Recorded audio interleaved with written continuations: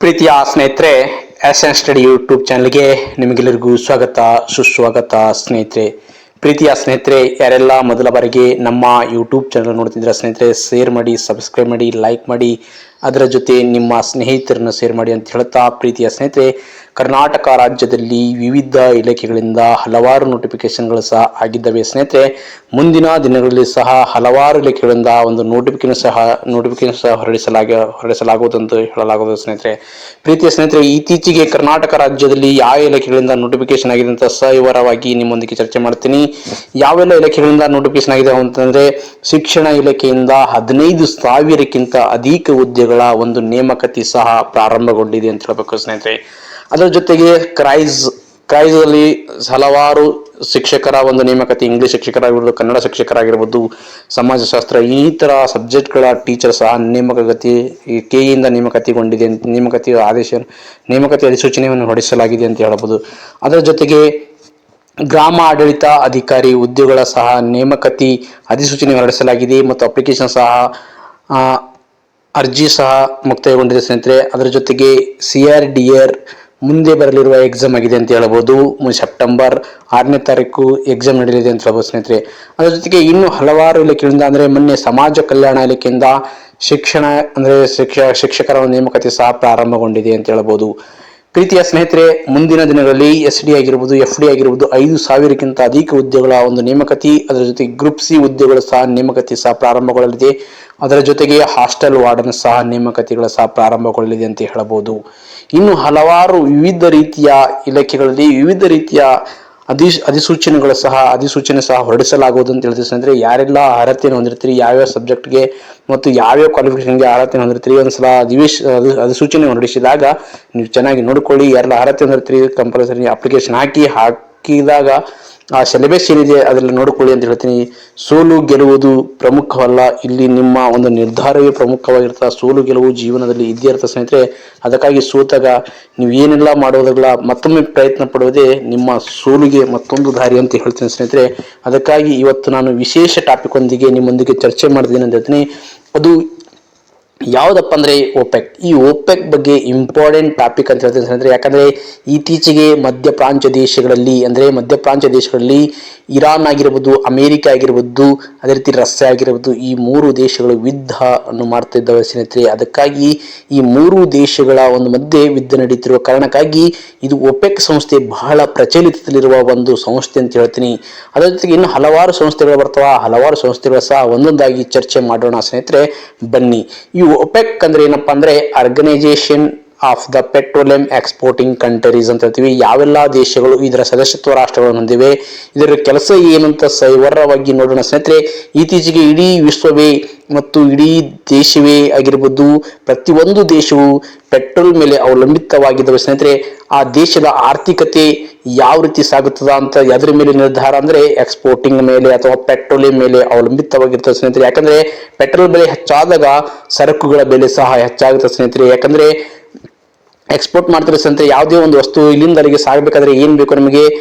Transport ಬೇಕಾದ್ರೆ ಏನ್ ಬೇಕು? ಪೆಟ್ರೋಲ್ ಬೇಕು. ಅದಕ್ಕಾಗಿ ಎಲ್ಲಾ ದೇಶಗಳ ಅವಲಂಬಿತವಾಗಿರುವುದು ಪೆಟ್ರೋಲ್ ಮೇಲೆ, ಅದರ ಆರ್ಥಿಕತೆ ಸಹ ಬಿಂಬಿತವಾಗಿರುತ್ತೆ ಸ್ನೇಹಿತರೆ. ಅದಕ್ಕಾಗಿ ನಾವು ಈ ಪೆಟ್ರೋಲ್ ಬೆಲೆ ಇವತ್ತು ನೋಡಿ ಭಾರತ ದೇಶದಲ್ಲಿ ಹಲವಾರು ಅಂದ್ರೆ ಇವತ್ತು ಅವಲಂಬಿತವಾಗಿರೋದು ಹಲವಾರು ಕೈಗಾರಿಕೆಗಳಾಗಿರ್ಬೋದು. ಇವತ್ತು ಟ್ರಾನ್ಸ್ಪೋರ್ಟ್ ಅತಿ ದೊಡ್ಡ ಒಂದು ರಸ್ತೆ ಸಾರಿಗೆ ಭಾರತ ದೇಶ ಹೊಂದಿದೆ ಸ್ನೇಹಿತರೆ. ಅದಕ್ಕಾಗಿ ನಾವು ಪ್ರಮುಖವಾಗಿ ಪೆಟ್ರೋಲ್ ಮೇಲೆ ಅವಲಂಬಿತ ಇರ್ತೀವಿ. ಹೊರ್ಮುಜ್ ಜಲಸಂಧಿ ನೋಡ್ತೀವಿ ಸ್ನೇಹಿತರೆ. ಹೊರ್ಮುಜ್ ಜಲಸಂಧಿ ಮೇಲೆ ಇರಾನ್, ಇರಾಕ್ ಆಗಿರ್ಬೋದು, ಅಮೆರಿಕ ಆಗಿರ್ಬೋದು, ಎಲ್ಲ ಏನಪ್ಪಾ ಅಂದ್ರೆ ತಮ್ಮ ಹಿಡಿತಕ್ಕಾಗಿ ಹೋರಾಡ್ತಿರೋದು. ಅದಕ್ಕಾಗಿ ಅಲ್ಲಿಂದ ಒಂದು ಮಾರ್ಗದ ಮೂಲಕ ಭಾರತ ದೇಶ ಎಲ್ಲ ಇಡೀ ವಿಶ್ವಕ್ಕೆ ಹೊರ್ಮುಜ್ ಜಲಸಂಧಿ ಮೂಲಕ ಪೆಟ್ರೋಲ್ ರಫ್ತು ಮಾಡಲಾಗುತ್ತದೆ. ಅದಕ್ಕಾಗಿ ಇದು ಸುದ್ದಿಯಲ್ಲಿರುವ ಒಂದು ಸಂಸ್ಥೆ ಈ OPEC ಅಂತ ಹೇಳ್ತೀವಿ ಸ್ನೇಹಿತರೆ. ಈ OPEC ಏನೆಲ್ಲ ಮಾಡ್ತದಂತ ಸವಿವರವಾಗಿ ನೋಡೋಣ ಬನ್ನಿ. OPEC ಅಂದ್ರೆ ಏನು ಅಂದ್ರೆ, organisation of the petroleum export countries ಅಂತ. ಇದರ ಧ್ಯೇಯವಾಕ್ಯ ಅಥವಾ ಘೋಷವಾಕ್ಯ ಏನಂದ್ರೆ ಏಕತೆ, ಸಹಕಾರ, ಭಾಗವಹಿಸುವಿಕೆ, ಭದ್ರತೆ ಅಂತ ಹೇಳ್ತೀವಿ ಸ್ನೇಹಿತರೆ. ಅದಕ್ಕಾಗಿ ಬಹಳ ಇಂಪಾರ್ಟೆಂಟ್. ಇದರ ಘೋಷವಾಕ್ಯ ಅಥವಾ ಧ್ಯೇಯವಾಕ್ಯ ಏನಂತ ಏಕತೆ, ಸಹಕಾರ, ಭಾಗವಹಿಸುವಿಕೆ, ಭದ್ರತೆ ಅಂತ ಹೇಳ್ತೀವಿ. OPEC ಎಂದರೆ ಏನು? ಪ್ರಮುಖ ತೈಲ ರಫ್ತು ಮಾಡುವ ರಾಷ್ಟ್ರಗಳ ಒಂದು ಸಂಘಟನೆ ಅಥವಾ ಸಂಘವನ್ನು ಒಪೆಕ್ ಎಂದು ಕರಿತೀವಿ. ಬಹಳ ಇಂಪಾರ್ಟೆಂಟು. ಒಪೆಕ್ ಎಂದರೆ ಏನು ಅಂತ ಕೇಳ್ತಾನ. ಪ್ರಮುಖ ತೈಲ ರಫ್ತು ಮಾಡುವ ರಾಷ್ಟ್ರಗಳ ಒಂದು ಸಂಘಟನೆ ಆಗಿದೆ ಸ್ನೇಹಿತರೆ. ಇದರ ಒಂದು ಸ್ಥಾಪನೆ ಯಾವಾಗಾಯ್ತು ಅಂತ ನೋಡೋಣ ಬನ್ನಿ ಸ್ನೇಹಿತರೆ. ಸೆಪ್ಟೆಂಬರ್ 14, 1960 ಇದರ ಒಂದು ಸ್ಥಾಪನೆ ಆಗಿರುತ್ತೆ ಸ್ನೇಹಿತರೆ. ಇದರ ಕೇಂದ್ರ ಕಚೇರಿ ಎಲ್ಲಿದೆ ಅಂದ್ರೆ ವಿಯಾನಾ. ಈ ವಿಯಾನಾ, ಆಸ್ಟ್ರಿಯಾದ ವಿಯಾನಾ ಸ್ನೇಹಿತರೆ. ಬಹಳ ಇಂಪಾರ್ಟೆಂಟು. ನೇರವಾಗಿ ನಿಮ್ಗೆ ಕ್ವಶನ್ ಕೇಳ್ತಾನ.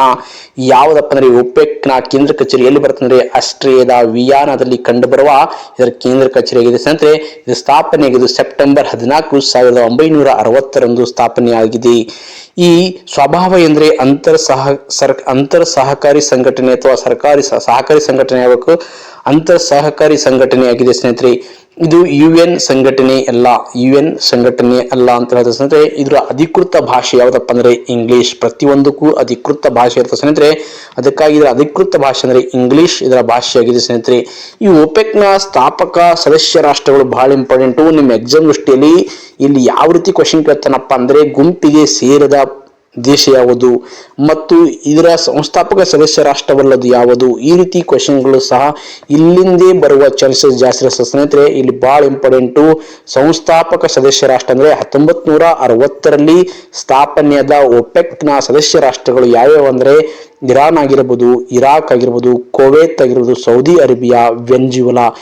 ಈ 1, 2, 3, 4, 5 ದೇಶಗಳು ಇದರ ಒಂದು ಸಂಸ್ಥಾಪಕ ಸದಸ್ಯ ರಾಷ್ಟ್ರಗಳಾಗಿವೆ ಸ್ನೇಹಿತರೆ.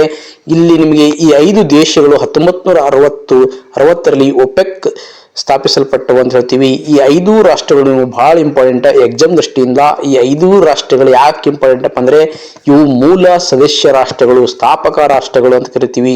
ಇರಾನ್ ಆಗಿರ್ಬೋದು, ಇರಾಕ್ ಆಗಿರ್ಬೋದು, ಕುವೈತ್ ಆಗಿರ್ಬೋದು, ಸೌದಿ ಅರೇಬಿಯಾ, ವೆನೆಜುವೆಲಾ. ಈ ರೀತಿ ನಿಮಗೆ ಗೊತ್ತಿದ್ದಾಗ ಮಾತ್ರ ನೀವು ಏನಪ್ಪಾ ಅಂದ್ರೆ ಮುಂದಿನ ದಿನಗಳಲ್ಲಿ ಸಂಸ್ಥಾಪಕ ಸದಸ್ಯ ರಾಷ್ಟ್ರ ಯಾವುದಲ್ಲ ಅಂತ ಕೊಟ್ಟಾಗ ಅವಾಗ ಏನ್ ಮಾಡ್ಬೇಕಾಗುತ್ತೆ ಸ್ನೇಹಿತರೆ. ನೀವು ನೋಡಿ ಇಲ್ಲಿ ಇರಾನ್, ಇರಾಕ್, ಕುವೈತ್ ಕೊಟ್ಟಿ ಲಿಬಿಯಾ ಅಂತ ಕೊಟ್ಟಿರ್ತಾರೆ ಸ್ನೇಹಿತರೆ. ಈ ಲಿಬಿಯಾ ಎಂಬುದು ಇದರ ಸಂಸ್ಥಾಪಕ ಸದಸ್ಯ ರಾಷ್ಟ್ರವಲ್ಲ.